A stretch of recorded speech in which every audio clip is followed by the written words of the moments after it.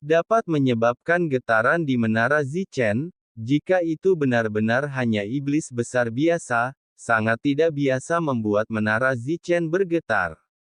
Kemampuan Dokai sudah tidak perlu diragukan lagi. Tunggu sebentar, puncak gunung di depanku tampak acuh tak acuh bahkan di bawah telapak tangan Xiao Yan.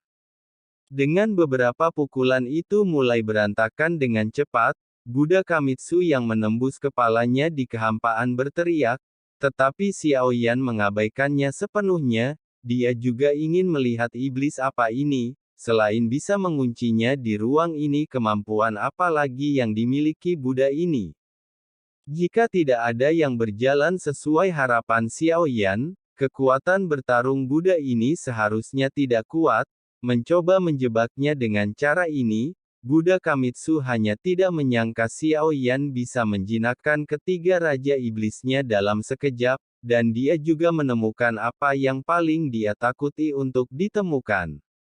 Puncak gunung ini itu tidak mencolok di langit yang banyak bintang, ditambah tiga monster tidak pandai dalam formasi larangan, bahkan jika aku menemukannya, aku tidak mempunyai kekuatan untuk membukanya.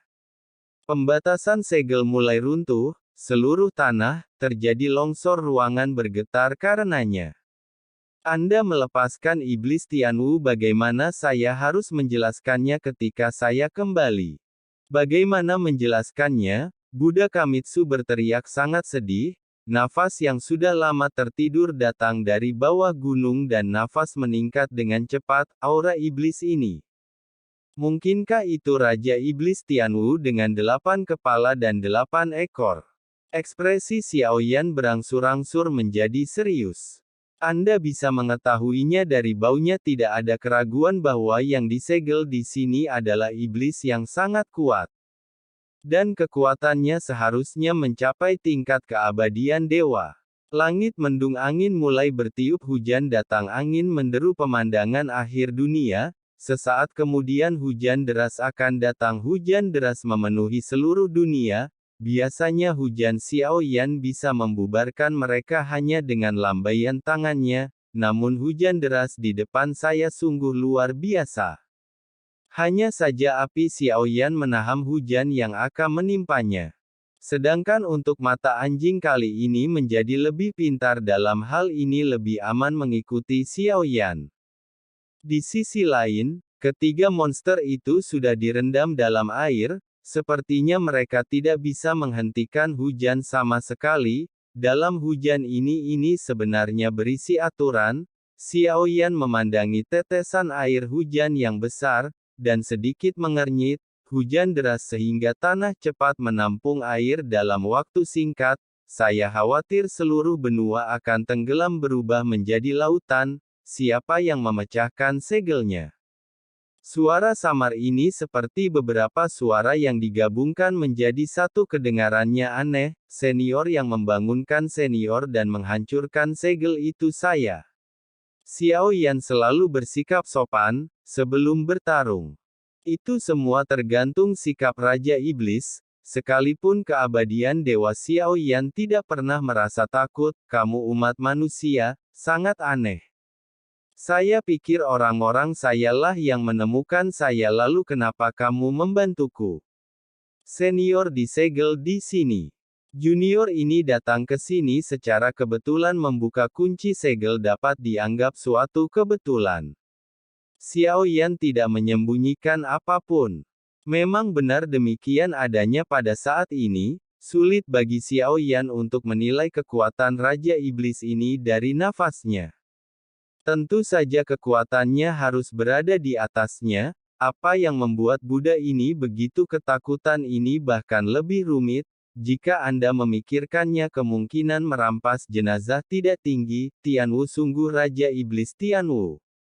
Sui Bo Tianwu, 8 kepala, 8 sisi dan 8 ekor. Saya belum pernah melihat Raja Iblis seperti itu sebelumnya, dengan air hujan yang terus turun. Apakah kamu kedinginan? Aku semakin kedinginan, kata buaya bagigi berceloteh naik turun, seluruh tubuhku gemetar, suhu tubuh turun dengan cepat, dingin sekali, hidup kita sedang berlalu, tinggal di sini lebih lama saya mungkin terjebak dalam hujan dan mati. Tunggu, apapun yang terjadi, aku harus menemui Raja Iblis Tianwu. Kesempatan langka. Hanya Xiaoyan yang mengetahui air hujan ini ada aturannya.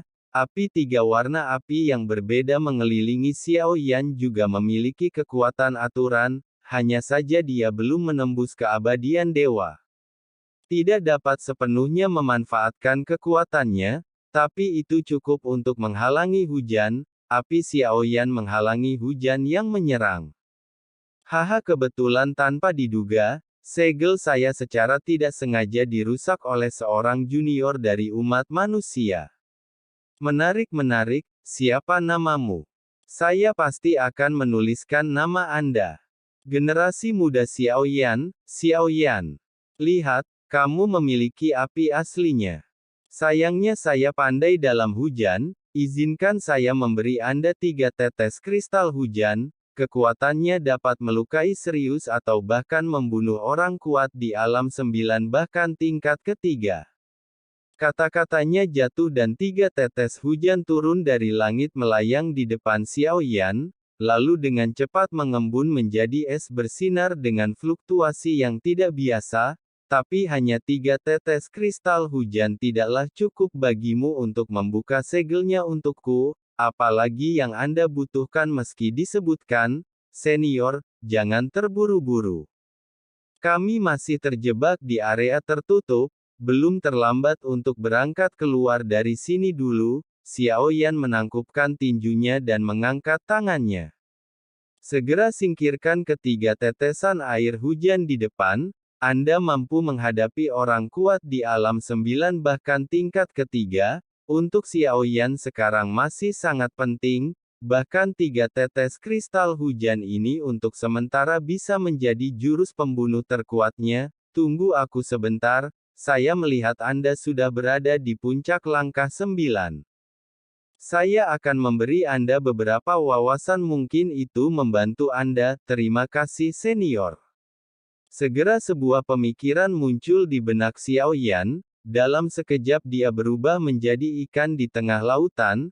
Xiaoyan tidak berpikir ada perasaan krisis yang kuat di belakang saya. Melihat ke belakang, mulut besar penuh gigi seperti lubang hitam datang menggigitnya. Ikan itu buru-buru mengayunkan tubuhnya untuk menghindar, sulit untuk melarikan diri. Namun bahaya datang silih berganti bersembunyi di antara tumbuhan air di laut. Perasaan krisis muncul lagi, tanaman juga agresif menyerang Xiaoyan terus-menerus. Xiaoyan menghindar, kemudian Xiaoyan mulai mengembara tanpa tujuan di lautan. Tubuhku semakin kehilangan kekuatan karena perjalanannya singkat, telah menderita krisis hidup dan mati yang tak terhitung jumlahnya, sudah sangat sulit untuk bertahan hidup.